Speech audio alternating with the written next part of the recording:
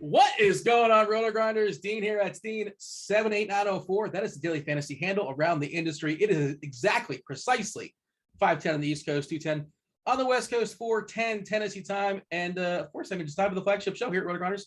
It is called Grinderslive. Joining me today, it's an intimate show, just a two-man booth. Myself and Grant Neefer, the third greatest sports bettor in the entire land, based upon one particular contest, $200,000 plus richer.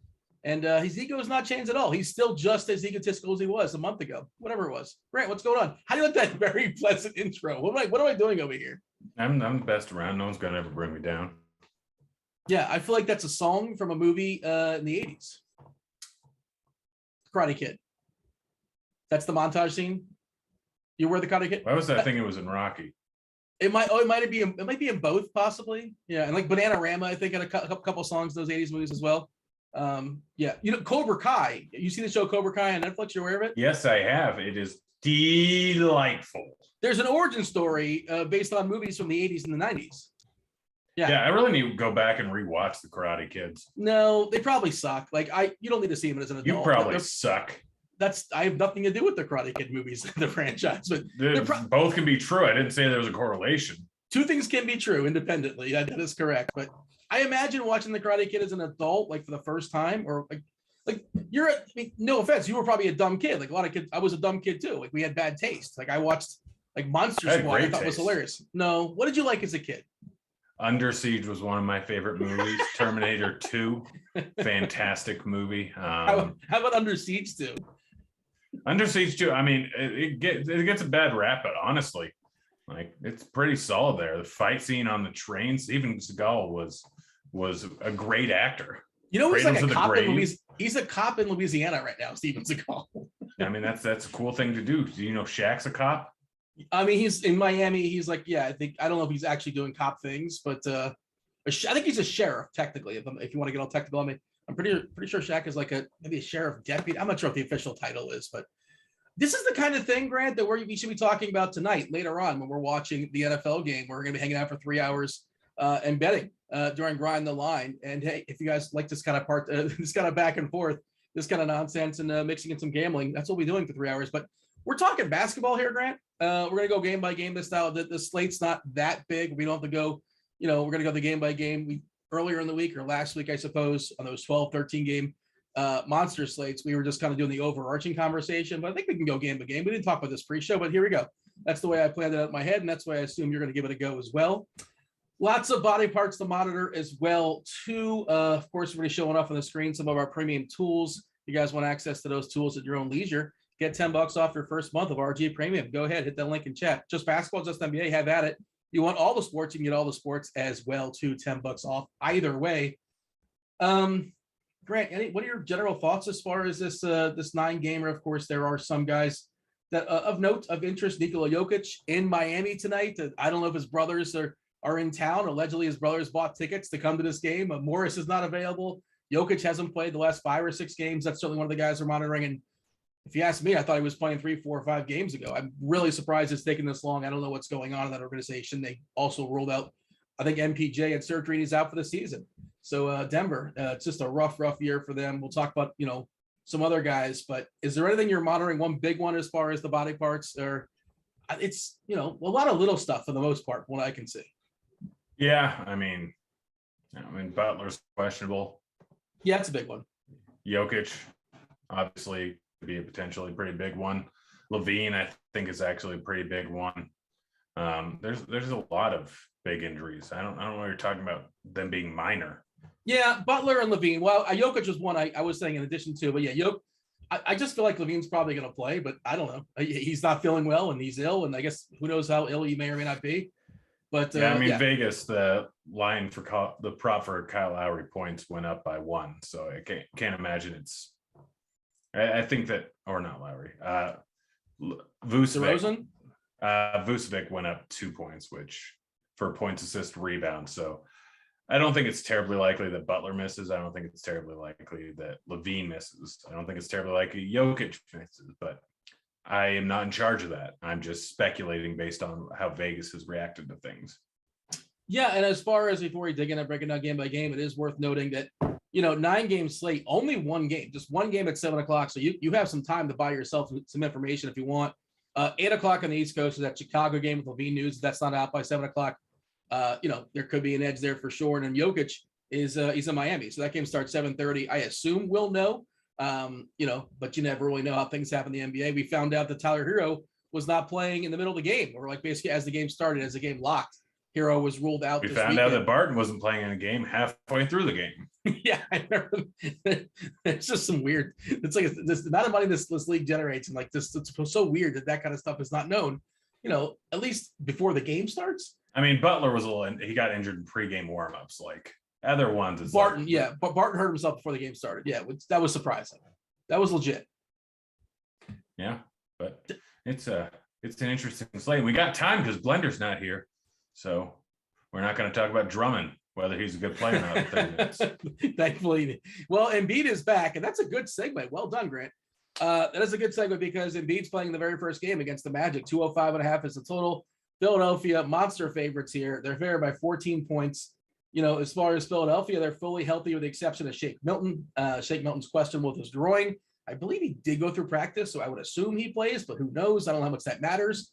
They're not messing around in Philly. That was double overtime, but Embiid came back, very first game since having COVID, 45 minutes. He did double OT, but if you play 45 minutes against Orlando, obviously you can't project that, but that's likely enough to happen.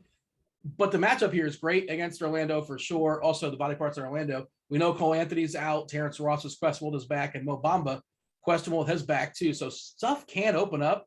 I'm hopeful that both Bamba and Ross play, and I can basically ignore this game, just buy myself a half hour. The Philadelphia side, we saw the prices kind of bump up, in the absence of Embiid back now. And of course, he's got to be in your tournament pool if you're running 150. Absolutely great matchup. And there is a threat of a blowout. You can't always assume a blowout. If it stays close, if he plays 33 minutes against Orlando, he probably smashes. But my general thought right now is to hopefully just not play this game and nobody crushes. And it would help if Bamba and Ross play, because if they don't, then it'll be, some more value will pop up for Orlando. At least the value will become a little bit stronger. Of course, some of those prices have elevated in the absence of Cole Anthony the last few games. What is your general assessment here as far as Orlando and Philly? Full on stacker fade. I think this game turns into a blowout, but on the off chance it doesn't, I think Suggs is still a guy that could potentially put up a pretty massive outing. Wendell Carter Jr. could put up a massive outing if Bamba ends up missing, and if he could stay out of foul trouble. Other than that, if Ross ends up missing, a little bit of bump for the rest of the guys. It's just a spot where I don't see this game staying close. But if I do, then I'm almost certainly, if I'm playing Orlando players, I'm bringing it back with Embiid. So I'm either full on fading this in every single lineup, or in any lineup I do have any pieces, I probably have at least 3 pieces. Yeah, that's kind of where I'm at as well. And as far as how those Philadelphia prices have jumped up in the absence of Embiid back, I don't really think there's anybody playable on Philly outside of Embiid and maybe Harris. Little revenge game for Toby Harris. His price is pretty, it's okay on DK at 7.8K, and that's actually our highest projected player as far as ownership in this game currently at 18.6%. On DK specifically, let's check the FanDuel as well if we want to just check out both sites, give them both some respect. Harris is a little cheap over there too at 26%, because he's 7.6K. Carter, we're looking at 5.7%, and that's basically it. Everybody else is just less than 2%. And if you can get Embiid at 1.1%, that's where he's currently projected on FanDuel. By all means, you can play him in tournaments. Absolutely, let's put him in 5% if you're running 100 or something like that. And maybe he's 2 or 3% or whatever it is, but it's not going to be high, as far as I can tell. You have a thought on that or anything else as far as this game, or is this kind of like let's keep going? Yeah, I mean, Embiid's definitely a very interesting tournament play. I think I wrote him up in expert survey as being like one of the best tournament plays. I could be wrong. Maybe I didn't write him up. I don't know. Memory doesn't go too good for me on Mondays. You're writing on scores and odds. You're doing all sorts of stuff. So you forget what you write sometimes. Well, yeah, Sundays and Mondays are 16-hour days for me. So yeah, a lot of things going through my head. I mean, I do 80 hours of research a week. You don't do that? No. Oh. I work 80 hours a week. I don't do 80 hours of research. 80, is that in air quotes working? You're working 80 hours a week? Working? You keep saying that. Yeah. It is work. It is a lot of work. I'm watching games. Am I working? I guess it's work, but yeah. I'm creating spreadsheets. I'm placing bets. I'm managing my money. I'm looking at every number under the sun for 3 different sports. It is absolutely work. This is tougher than when I was an accountant.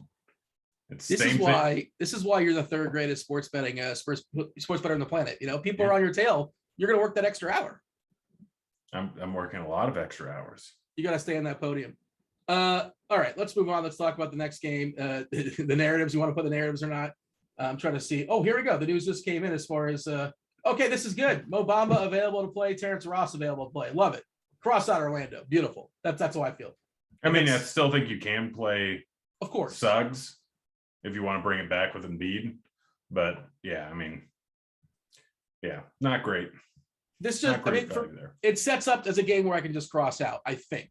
But you're right. If Orlando somehow keeps it close, and they're a terrible defensive team. Philadelphia is a really good defensive team. They're heightened. The defense becomes better, obviously, with the presence of Embiid being back.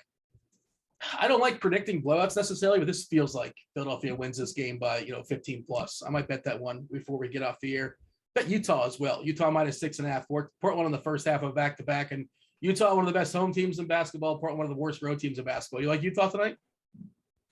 Yeah, I mean, I'm not betting it, but if I had to pick one, I'd say the slight edge to Utah, but not by much. That. Are you saying I'm sharp? Is that what you're saying? No. You're betting something that has a 52% probability of hitting, and that means that at minus 110 juice, long run, you're going to lose about 0.5% on every. It's the little bet. Edges. You got to get the little edges here, the little edges there. So here's the narrative. That's not a little. That's the opposite of a little edge. When Utah wins tonight by 7, I'm gonna victory lap it on you. So yes, which there's a 52% chance of it doing. Okay, but you got to take a stand sometimes, Grant. We're not sitting this out. No, you don't. You don't have to take a stand on any particular game. In fact, you shouldn't take a stand on anything that's negative EV. Oh, but I'm saying that they have a 57% chance of covering. How about that? Thank you. Oh, that's fine. You could be right. You could be wrong. 57% chance. Miami Heat, they're home to the Denver Nuggets. Markieff Morris is still nursing his neck, so he's out. Tyler Hero's got that general soreness, so Hero cannot play, and Jimmy Butler's got a tailbone. So he is questionable. On the other side, Nikola Jokic has not played for 4 or 5 games or so. Bones Highland is questionable with his ankle. Jokic's brothers, that they opened the Twitter account. They allegedly bought tickets to this game. I assume they flew into Miami. I don't know. Still plenty to do if they're not watching their brother play. They're supposed to be in attendance. I thought he was playing 3 games ago, so I'm tired of predicting when Jokic is coming back, and he keeps warming up, and his wrist seems okay, but I'm not Jokic, and he has pointed to a couple times. There's some video of that, but if Jokic plays, are you interested in Jokic? Of course, best DFS player in the world. Not a great matchup, obviously, against Miami. Not good, not appealing. If Butler is out, it makes the game a little more stackable already with Hero out as well. What are your thoughts here? I mean, yeah, Butler and Jokic both play, then I think you can play Butler. I think you can play Jokic, but I'm predominantly fading this game with both those guys are in here. I mean, it could end up being a little bit of a blowout. 6-point spread isn't a ton, but it's definitely within the realm of possibility. Jokic is kind of the one guy that I think could put up a score tonight where you pretty much need him. But I really don't have any interest in this team. I mean, Hero being out gives a little bit of a bump to Butler, gives a little bit of a bump to Bam, it gives a little bit of a bump to Lowry, but they don't become great plays. I mean, this game really doesn't have a very high total. It's sitting at 206 or 207.5, 206.5. There's really just not a ton to love here. I mean, all of RG's values on everyone in this game is in the negative. Like I don't see a huge game. I have several unders bet on this game, and that's really the only thing I have. Okay, so I do have if Butler's out. If Butler's out, we're looking at a bump for Gabe Vincent, who actually he's taking a step forward this year. Somebody who watches a lot of Miami Heat games. He's taking a step forward. 9-game slate. I'm not really sure if I'm interested. And he played good last time out. Max Strus will get a bump as well. Just trying to see who would. We have Bam at like 41, 40, depending on what site you're shopping on. Yeah, Hero's already out. It's just like with Hero being out, like Vincent and Strus and Robinson are elevated a little bit, but still probably not enough to get excited about on a 9-game slate. Is that kind of where you're at too? I guess they're in the like I said. pool. I mean, you can go and do whatever you want, and that's it. That's your prerogative.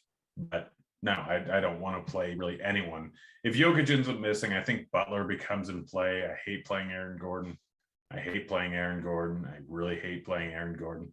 Aaron Gordon is in play, but I'm not going to do it. Well, you said Butler first. You said Butler for Jimmy Butler. If Jokic if Jokic is out, then you can play Barton. You can play Jermichael Green becomes a decent value.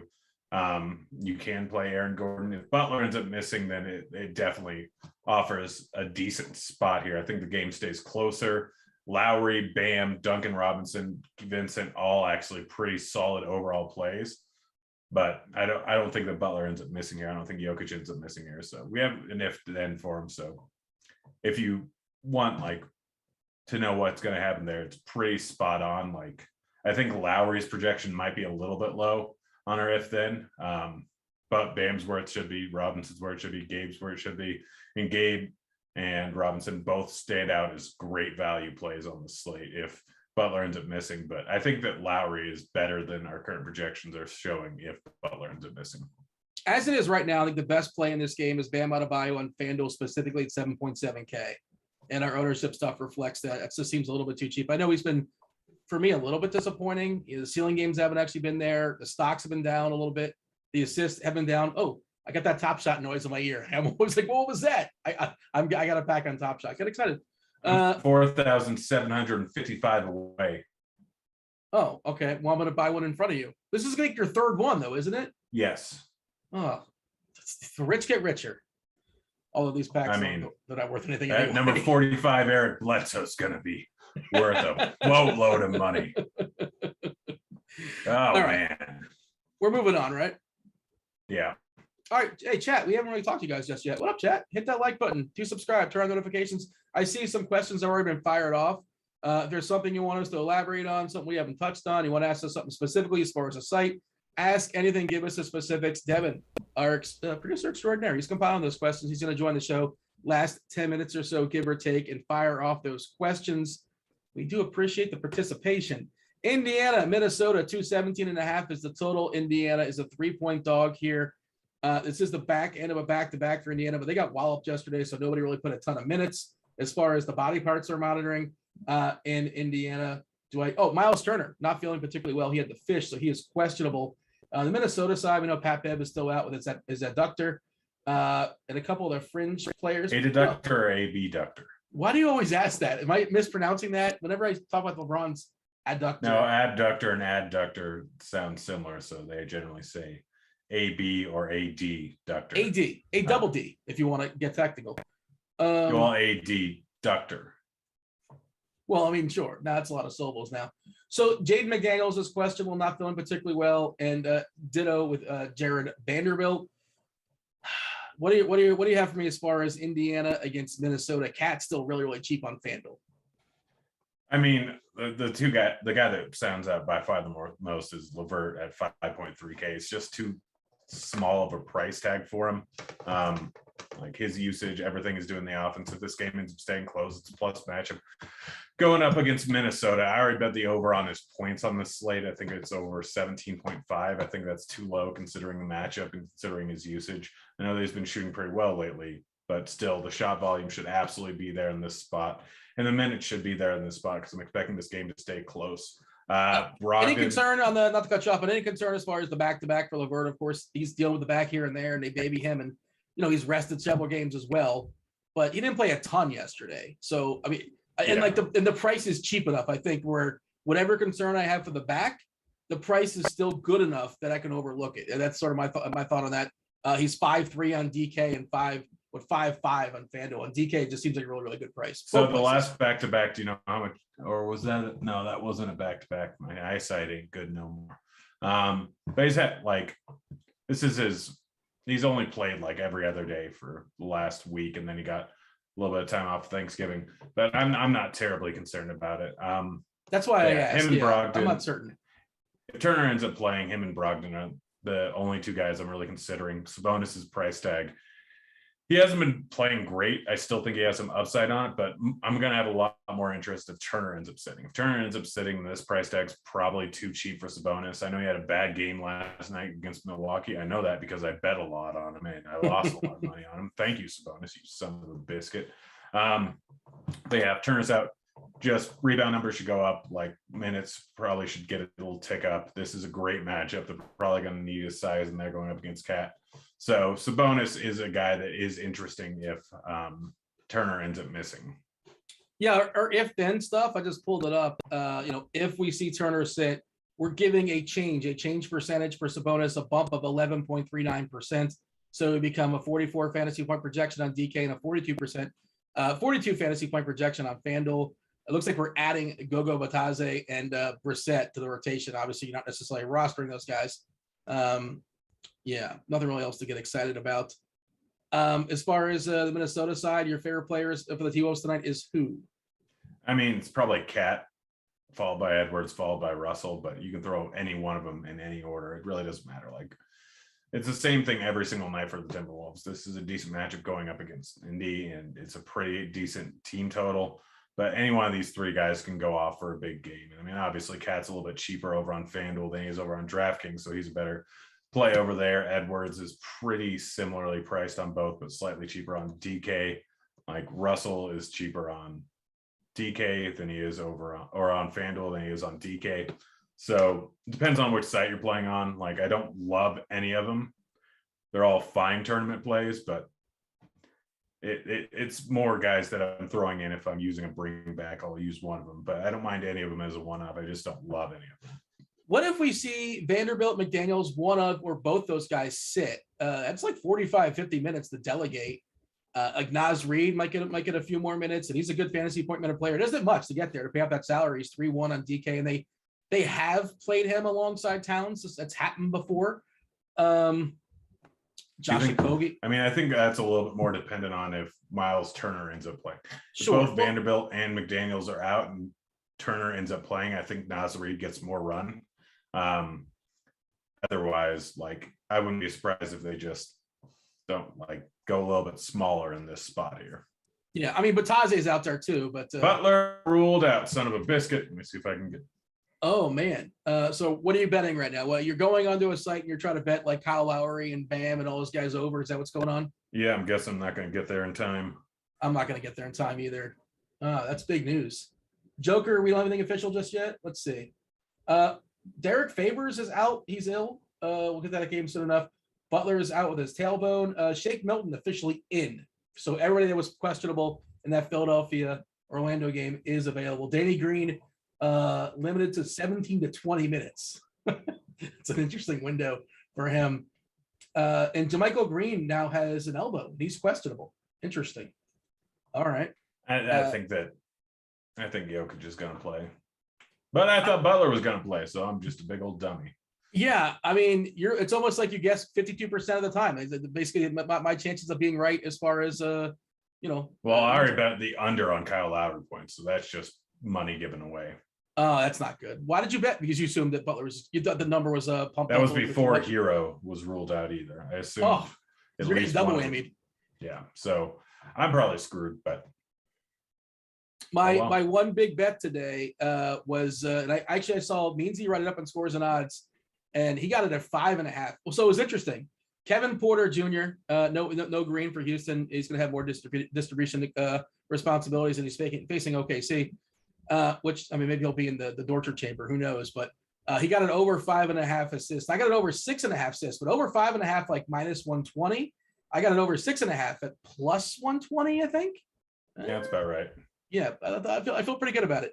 We'll see. Hopefully that I mean, yeah, it's famous last words feeling good about KPJ with his ball handling. But all right. And we'll step back in a second once our projections and stuff adjusts. I'm curious where the Miami stuff settles. We'll move on. We have an if then. All right. Well, yeah, fair enough. We've already gone over it. Now, Bam is a pretty solid play. Lowry grades out as a pretty solid play on our projections. I like him more. I really like Lowry now. Duncan Robinson and Gabe Vincent become two of the best values on the slate. Man. Yeah. And yeah, Gabe Vincent, I'm telling you, he's taking a step forward, just kind of watching the games. And I'm curious what we throw on Strus as well. Strus is a good shooter. He can hit some threes. Strus Goose? I don't know what his that nickname? Is. I don't believe so. I think he's German. Well, the Strus Goose refers to the Spruce Goose, which is the first aeronautical vehicle that flew 100 or 380 meters at an average altitude of 130 feet. It was made of spruce. You got anything on the Wright brothers? Yeah, they were not good people. I don't know if that's true. I don't know. I have no idea. I don't want to besmirch the name of the Wright brothers. Yeah. First in flight. OKC versus Houston. This is a game that only DFS people are just love. I mean, this is made for us. This is so gross.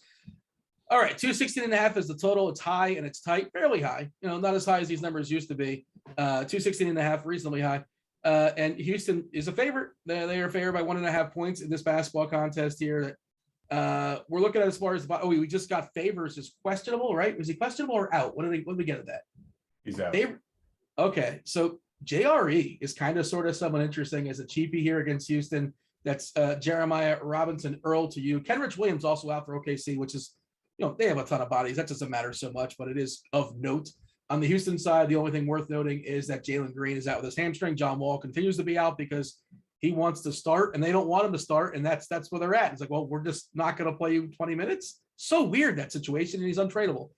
So he's just chilling. Yeah. How much do you love this game? This game feels so stackable, does it not? My preliminary lineups have 100% OKC Houston stack. Well, wait a second. You got to play other. What do you mean, like 3 and 3 or 2 and 2? What does that mean by 2 and 2? 2 and 2 or 2 and 1. I have 100% of my lineups have 2 OKC players, 2 Houston players.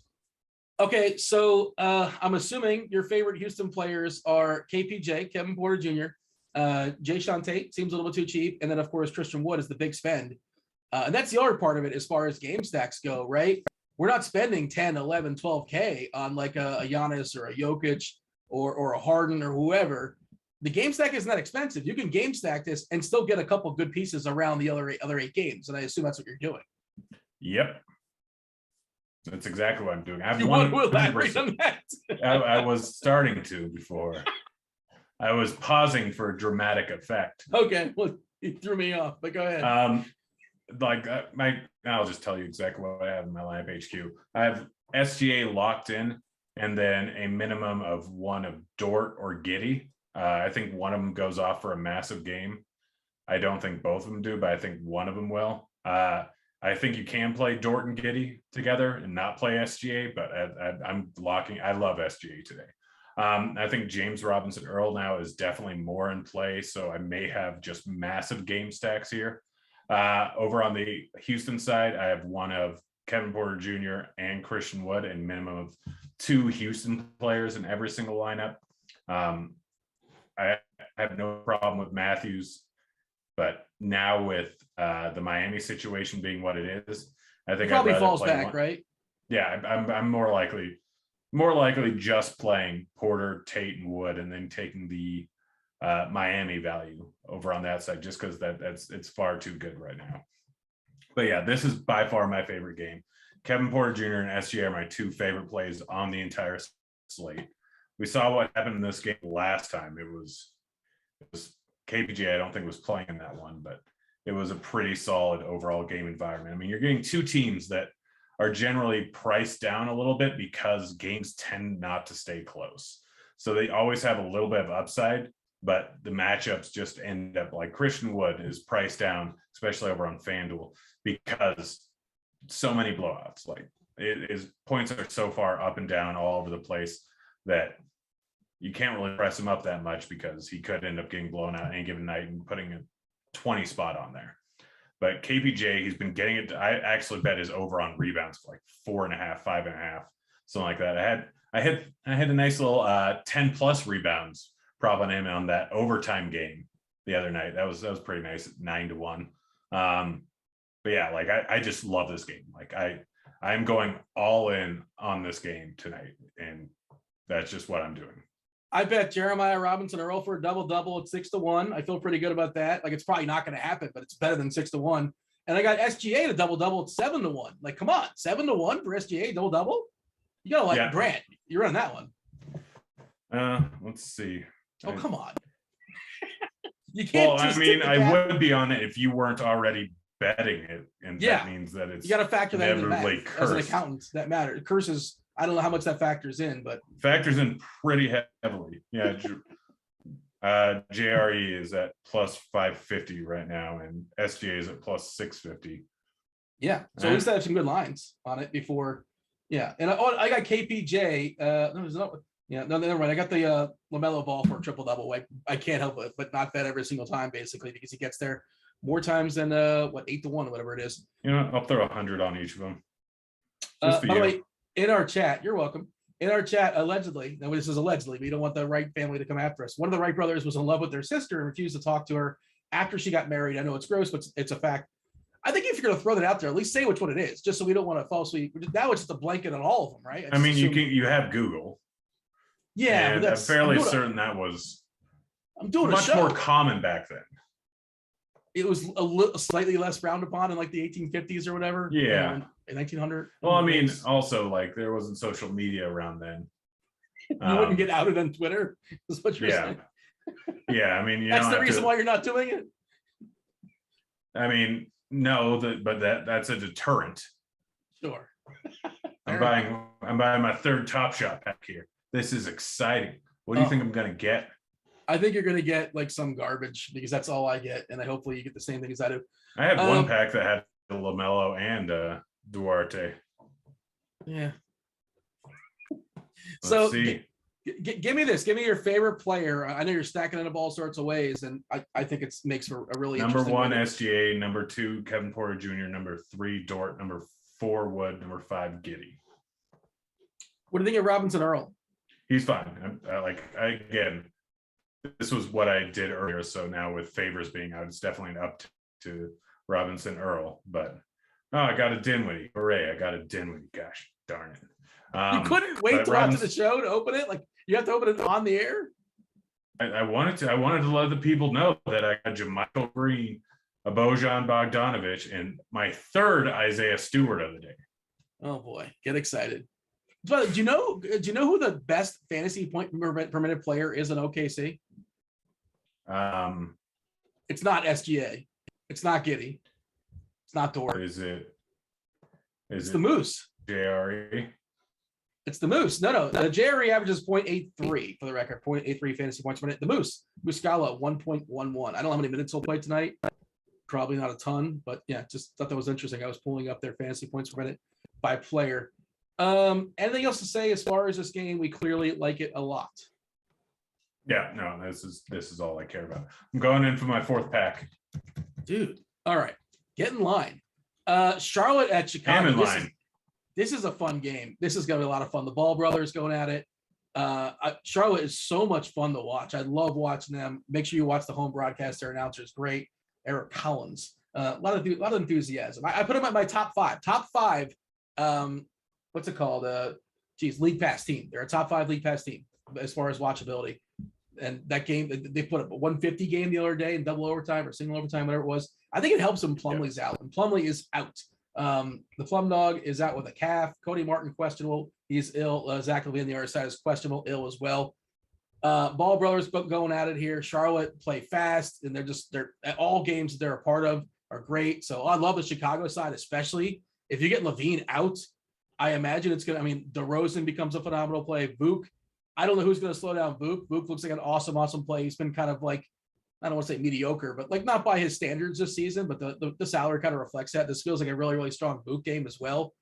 if Levine's in, they're all still playable, but not nearly as exciting. What are you doing as far as Chicago? If then, as far as Levine? I mean, if Levine's out, then I actually like Voot and I like DeRozan. Both of them become really solid plays. I mean, we see Levine has over a 30% usage rate on the season. So with him out, then that means Vooch and DeRozan are going to get a massive uptick. I am slightly worried about Vooch not playing a ton of minutes. I mean, he hasn't played over 30 since coming back.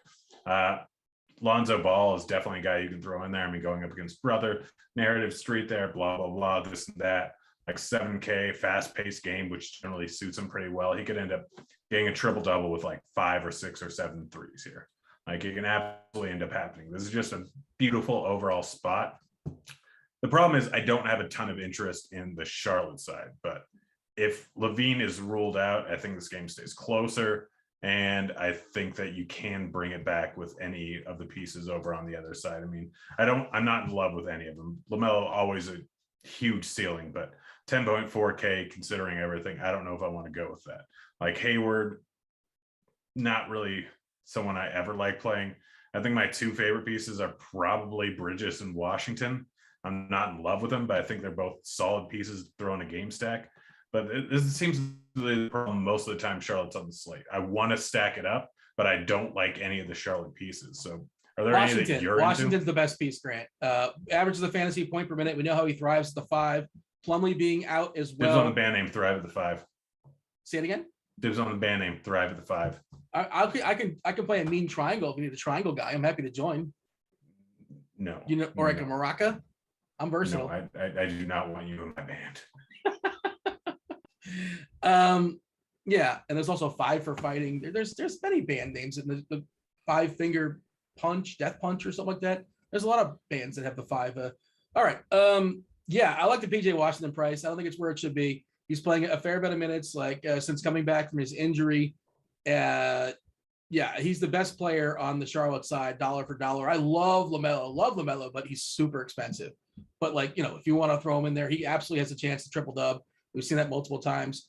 Oubre's been playing well of late too. It's tricky to figure out who that final 5 is going to be, who the closing lineup's going to be for Charlotte. Sometimes it's not even like Gordon Hayward.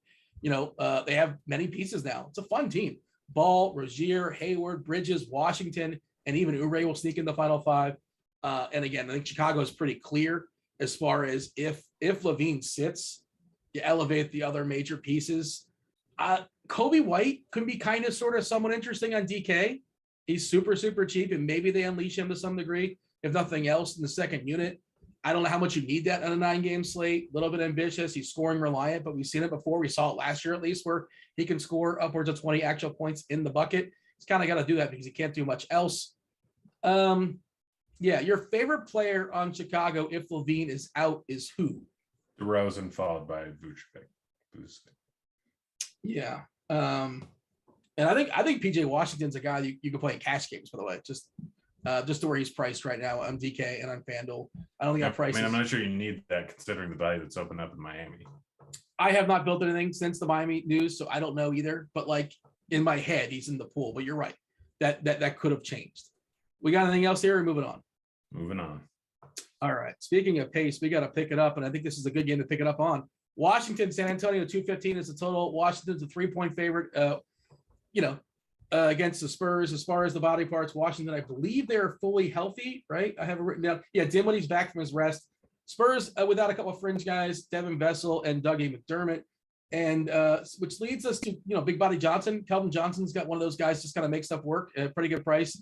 Don't mind him as far as this slate, especially I think on FanDuel. I think especially in FanDuel where he's got a nice price over there. You could always play Murray. Pirtle's price is pretty good too. Pretty good price on FanDuel, pretty good price on DK, and the minutes are there. He's been playing a ton. Lonnie Walker as a cheapie is fine. As far as Washington, I don't think I'm playing anybody. I don't know what to say about this game, but I think the fringe pieces on San Antonio make stuff work. I don't know if you want to call Pirtle a fringe piece, but he's a guy that probably doesn't hurt you. Decent shot at a double-double. What do you have here? Sorry, I'm getting Slack notifications in my ear. Duncan Robinson over 13.5 points seems bad. I'm betting it. Wait, you're talking about the Heat you're talking about now? Yeah. You're betting over 13.5? Yep. Okay. Done. He's got to hit 5 threes, which he can. Oh, is he one of those guys that only shoots three? I'm fading. It's like Desmond. He's like a Desmond Bain type. Podol is a good play.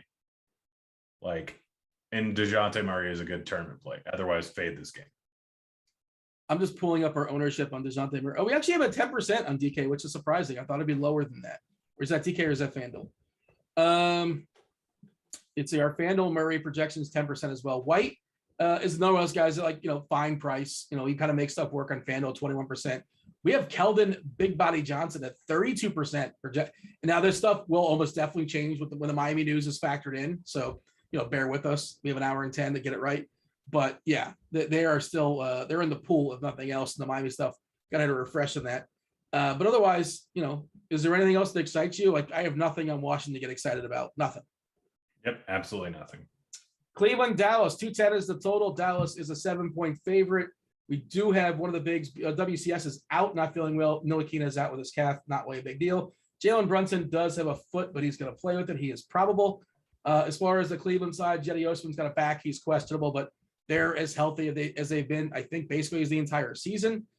There's Luka Doncic. You can play Luka Doncic, and we can have a conversation as far as him versus a guy like Paul George or something like that. But otherwise, this is another one of those games where, unless I'm missing something, Kleber. I mean, you want to play Maxi Kleber on a 9-game slate? At 4K, I wasn't very interested in him before the Miami news.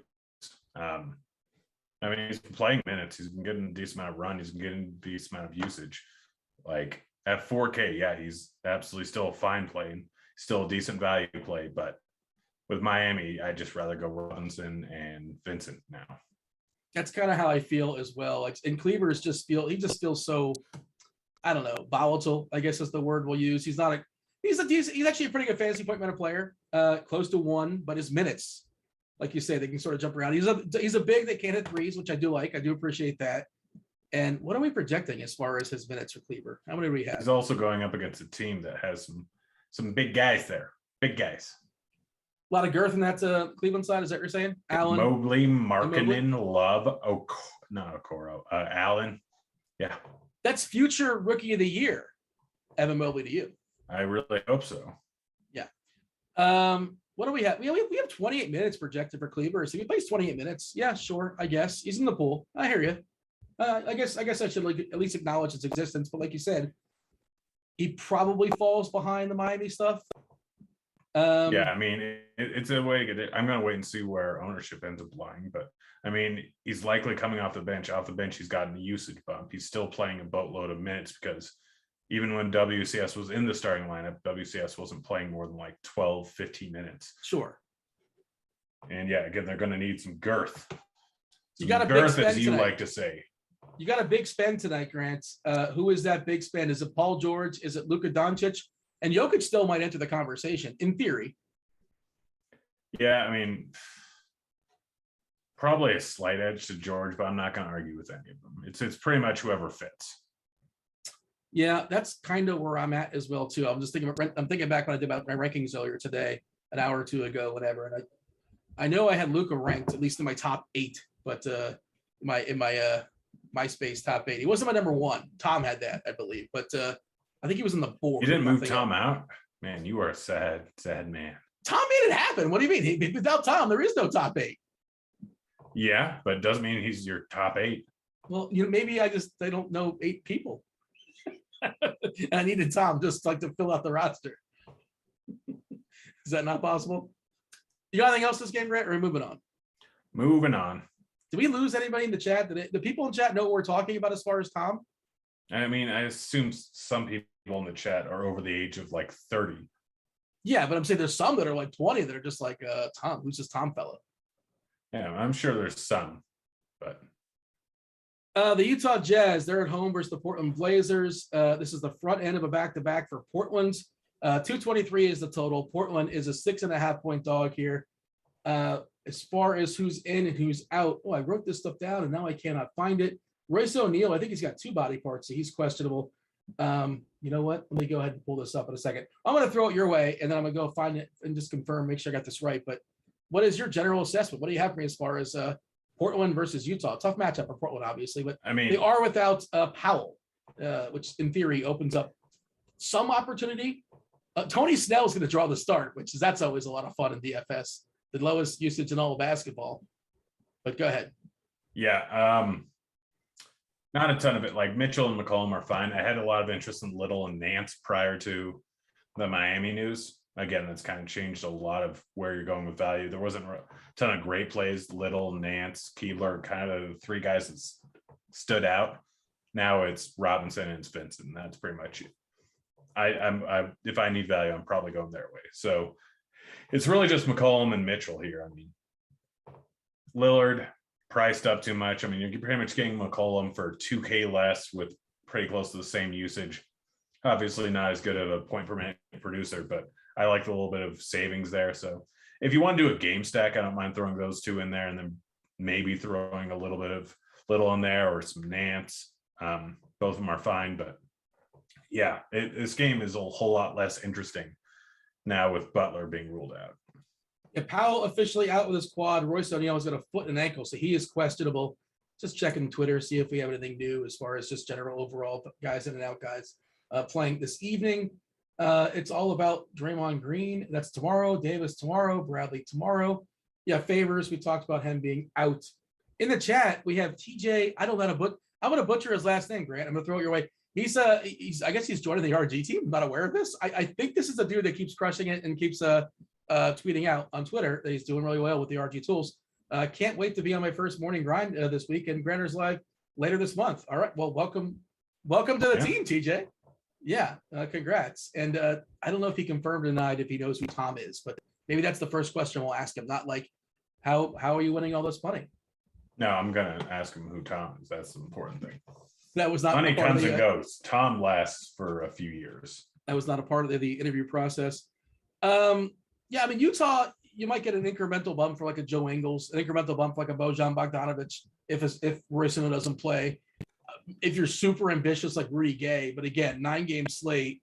If you're running 150, I suppose you're getting like little slivers of those guys. But you know, you're generally interested in Utah. One of the big names are out. If Mitchell is out, if Rudy Gobert is out or something like that, and that's not the case. As far as the cheapies on Portland, who is your favorite? Because Little, yeah, like Simons, Little, Nance, Snell is 3K, but like, good Lord, how many you can get 3 points out of him? How many fantasy points per minute do you think Tony Snell is averaging this season? 0.2. Well, I mean, come on, I wouldn't average 0.2, but 0.38. That's got to be like the lowest in the league, right? 0.3 for anybody with like somewhat of a sample. 0.38. That's disastrous. His usage, by the way, 8%. 8. It's not high. That's not high at all. It's low. I mean, in theory, like, you know, more shots will be delegated to if this game stays close. Like Lillard, you know, who's been better of late, and he's still pretty cheap. You know, for tournaments, I guess you could play Lillard. You know, sure, why not? McCollum, same deal. But, you know, there's nothing that says there's no reason to play them outside of just being different and being goofy. They certainly have abilities, but probably not tonight. Anything else this game, or are we moving on? Move on. Questions to answer. Yeah, I know. We got, Devin's going to come on. He's compiling the questions there in chat. Hit that like button in the chat. We appreciate it. It helps us immensely with the, what do the kids call it? The algorithm. All right. Last question, last game. It is the hammer that is the Clippers. They're at home versus the Pelicans. 210.5 is the total. The Clippers are 7-point favorites as far as who's in and who's out on this game. Again, why can I not find my page? I wrote all the stuff down. Yeah, so the Clippers are fully healthy with the exception of Batum. He's still out with health protocols. And New Orleans, my understanding, they're fully healthy. You know, obviously we can't just say Zion every single time. You guys know the deal with him. He's got a foot. Who knows when he's coming back? Yeah, this doesn't feel like a hammer game, right? It's kind of a chisel, especially on the New Orleans side. Are we excited at anybody? I don't hate the stack. Okay.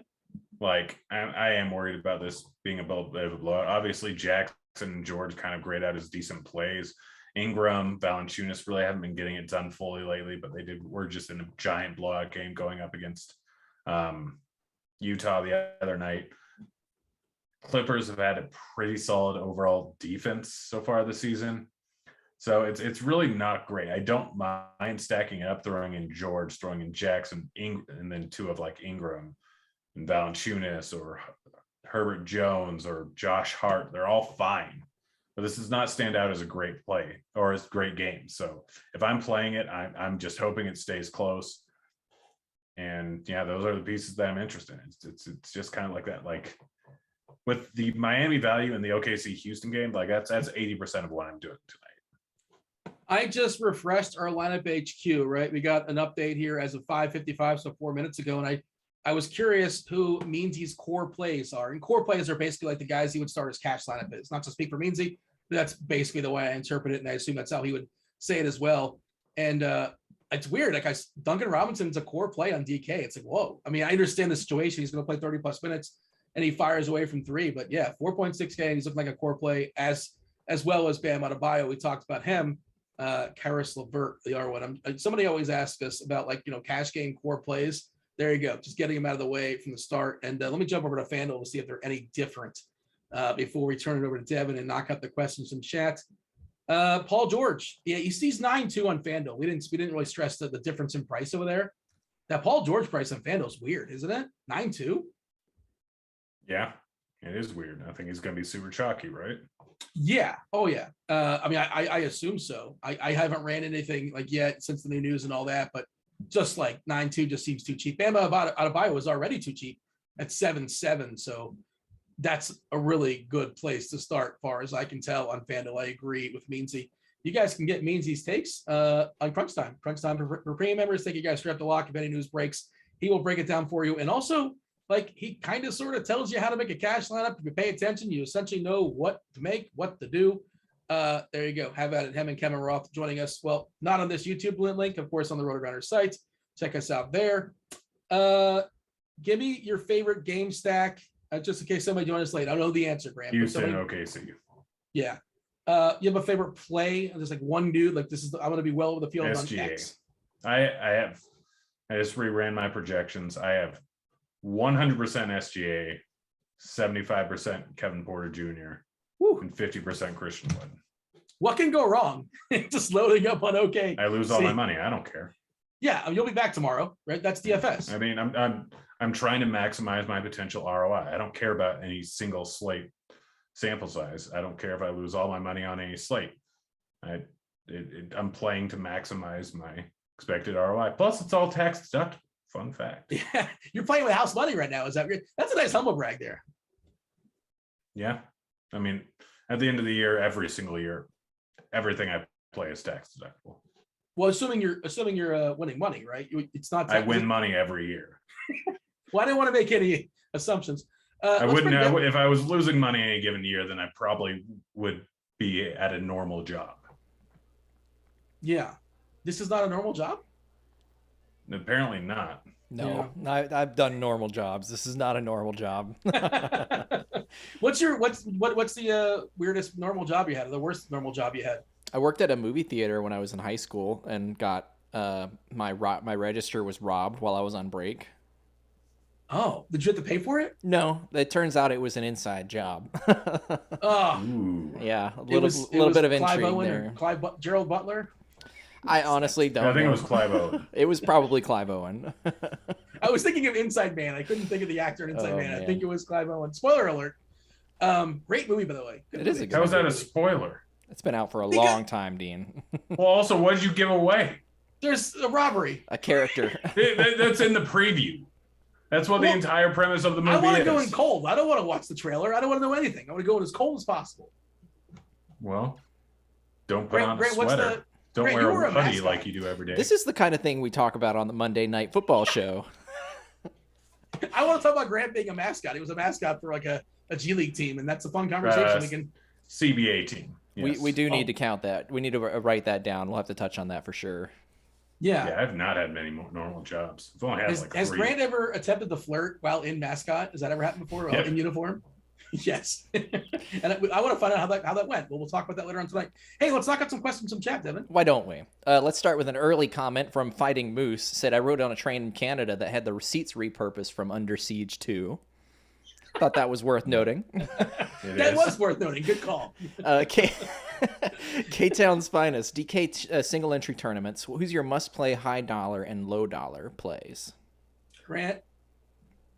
Probably either Gabe Vincent or Duncan Robinson. In high dollar, I mean, Is SGA high dollar? Yeah, I think so. Yeah, we can call Yeah, it. if not, if you're talking high dollar, it's probably Luka or Paul George. Hey, we have the value to pay for Jokic tonight. What if he's rolled in? Are you excited about Jokic? Yeah, I currently have him 35% lineups. Okay. It's also the way that like I'm playing so much Gabe Vincent and Duncan Robinson and stacking up so much of the Houston game that it just kind of fits where I'm like, yeah, I have 11K left over, or 11.5K, or 11.7K, whatever it is. Like it's just pretty much whichever one of those three guys fits as my last piece. They're in.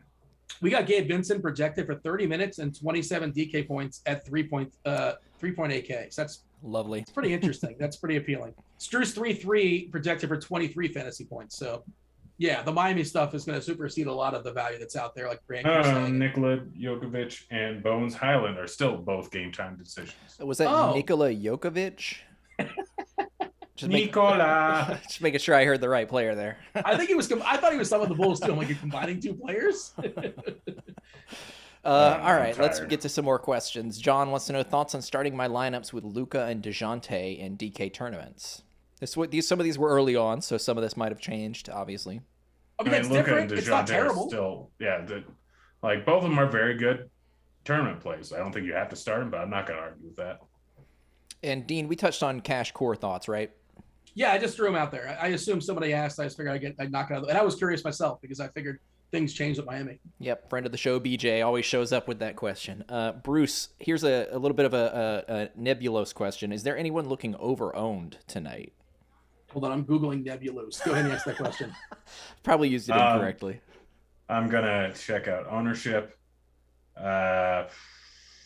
Ingram's definitely over-owned at 22.5%. Yeah, Ingram. Is that in relation to cumulonimbus, like the clouds? It says in the form of a cloud or hazy? Is that like the same thing? I suppose that's the quality we were going for, is it was cloudy. It's a cloudy nebulous? question. Well, Devin's always going to show off how smart he is. What was the reference to for nebulous? Because it's kind of referring to a nebula in space kind of out there. You know, really, it's open just void. It's just because The Office is constantly playing on loop in my head, and that's a quote from The Office. So it just The Office works its way into every part of my life. Fair enough. We got a Keelan in chat want to know FanDuel late games between Washington, San Antonio, and Dallas and Cleveland. Who are your favorite small forwards? Hit us with one at the top and one at the bottom. Give me a second and I'll get to that. But where do the games start? 8:30. Okay, 8:30. So the last four games. Yes, it's just or the last two games. The small forward. There's not really one at the top. Markkanen is my guess, and then at the bottom probably Lonnie Walker. I mean, It's gross, right? It's not great. That's why I'm not playing that. Well, wait, Keldon Big Body Johnson, is he San Antonio game? That's the play. I think Keldon's the guy. Is he a small forward? Yeah, he's small forward on FanDuel. That's on the FanDuel. I was looking at DraftKings. Okay. Oh, try and keep up, Grant. It's the first day. This is what happens when you're playing on Top Shot. You're opening up packs. You're trying to. Oh my gosh, my pack. I'm only 6,900. Nice. Did we get on the small forward though? Yeah, yes. Keldon Johnson, I think, is the best small forward option. I like that Keldon Johnson is getting to the Dwayne The Rock Johnson level, where the nickname is just like smashed in the middle, just thrown in there. He's the body. That's it. Bruce asking for a strategy question on FanDuel. Do you game stack? And if so, what positions? This is kind of I wanted to save this one because it's a little bit focusing on the wrong element. Would you say it's a little bit nebulous? It is a little bit nebulous there, Bruce. I mean, game stack is always different. Or cattywampus, if you ask me. Or cattywampus, but it's not necessarily positional, right? Yeah, it's not really positional. It's more about figuring out like where the correlations. Game stacking is oftentimes more beneficial in games that have a potential blowout because obviously if the game stays close, minutes go up for both teams because they're going to be playing the fourth quarter. Additionally, something to do with basketball, with NFL, with all these things, there is huge positive correlations with stacking, such as with a quarterback and wide receiver. Wide receiver is 100% dependent or close to it. Obviously, someone else can throw on the quarterback. So when the wide receiver does well, it's a bump to the quarterback. With the NBA, it's a little bit different. There are guys that have positive correlations and are guys that have negative correlations. A guy like Levine and DeRozan generally don't have a positive correlation. So in game stacking, position doesn't matter. But throwing high usage guys in with each other is generally not the best idea in the world, unless you're just hoping for overtime. Yeah, it's a great answer, Grant. But we don't have time for a TED Talk. We have more questions on layaway. That was a good answer, though. I thought that was the end. No, we have more. A couple more, yeah. We got Flores Mark, friend of the show, wants to know DK tournament thoughts on Willie Hernan-Gomez. You're banking on a blowout, right? No. He didn't even mop up in the blowout the other night. It got too ugly. Dean, we got questions. The answer's no. I got a TED Talk on Willie Hernan-Gomez. If you have, give me like a short answer here. If you have 10 minutes to look at a slate and you want to like identify real quick players that are going to give you at least 10 to 20 points, what would you do, Grant? Look at RG projections. So you just look at like the lineup HQ RG value and just like sort it by that. All right. Yep. Somebody was wanting to know just kind of a quick strategy. How do you? Easiest thing to do. Yeah. All right. I'll run like 20 lineups or 50 lineups and see what's popping. There you go. It's a good way to put it. Yeah. Let's see. I wouldn't just automatically copy and paste for the record, but yeah. Sure. Big Hurt wants to know FanDuel tournament favorite studs and values. We kind of hit on this one a little bit earlier. Dean. Well, let me go ahead and we talked about give me a second. Actually, I'm sorry. I was classic frazzled. He's getting his top. Well, no, I saw somebody in chat talking about Prize Picks, and I was going to know to join. Well, Devin, go ahead and tell them about what we have if you want to know about Prize Picks. Well, is there a place I can join that can talk to me about some Prize Picks? There is. There's a place you can join in the RG Discord. There's a free channel called Chiefs Prop Shop. You can join in there for free. I'll drop a link in chat. Chiefs in there dropping plays for pretty much every sport, including CSGO, which they're all in there doing. They call it the joint sweat, where everybody you're just playing the house. You know, you're not playing each other, so all of you are trying to win. So I did a sort on FanDuel with our lineup HQ was our best point per dollar player, and you don't see us very often, Devin. Our best point per dollar player is somebody who's 6.3K. You don't see that very often. It's Kevin Porter. He's just too cheap over there.